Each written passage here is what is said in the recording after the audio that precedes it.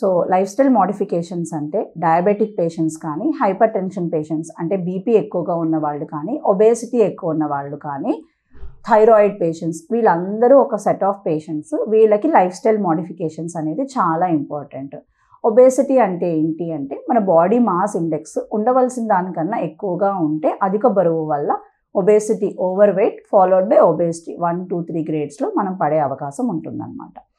ఎందుకు ఒబేసిటీని చెక్ పెట్టుకోవాలి అంటే ఒబేసిటీ వల్ల చాలా రిస్క్ ఫ్యాక్టర్స్ ఉన్నాయి. హార్ట్ అటాక్స్ రావడము, తర్వాత నరాల ప్రాబ్లమ్స్ రావడము, బ్రెయిన్ స్ట్రోక్ రావడము, రక్తనాళాలు బ్లాక్ అవ్వడము, ఇట్లాంటివన్నీ జరుగుతూ ఉంటాయి.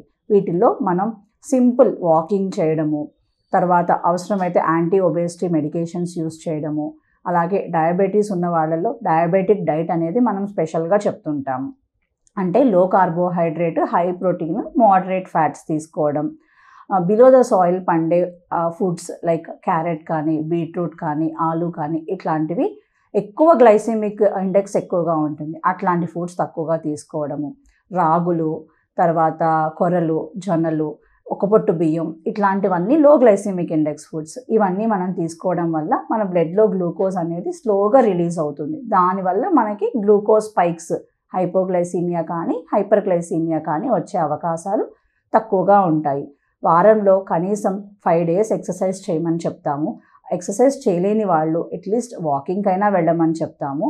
ఇట్లా 40 minutes ఆఫ్ బ్రిస్క్ వాకింగ్ చేయడం వల్ల మన బాడీ చాలా హెల్తీగా ఉండడమే కాకుండా డయాబెటీస్ కూడా కంట్రోల్లో ఉంటుంది. సో సాల్ట్ కంటెంట్ తక్కువగా ఉండే ఫుడ్స్ తీసుకోవడం, processed foods, artificial foods, fried foods ఇట్లాంటివి తీసుకోకుండా ఉండడము, నిలవ పచ్చళ్ళు, వాటిలో సాల్ట్ కంటెంట్ ఎక్కువగా ఉంటుంది కాబట్టి అవి తగ్గించమని చెప్తుంటాము.